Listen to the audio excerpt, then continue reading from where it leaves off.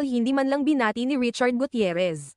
Patuloy ang masidhing pagsubaybay ng mga netizens sa di umano'y namumuong espesyal na ugnayan sa pagitan nina Richard Gutierrez at Barbie Imperial, usap-usapan muli ang dalawa matapos mapansin ng ilang online users na tila hindi binati ni Richard si Barbie sa kanyang ika-27 kaarawan. Isang netizen ang nagbahagi ng obserbasyon sa Reddit, na naging sanhi ng panibagong diskusyon sa social media. Ipinakita ni Barbie sa kanyang Instagram account ang ilan sa mga kuha mula sa kanyang birthday photoshoot, kung saan makikitang suot niya ang isang eleganteng one-piece panther print swimsuit. Makikita sa mga larawang ito ang self-confidence at pagiging fierce ng aktres, bagay na agad kinagiliwan ng kanyang mga followers.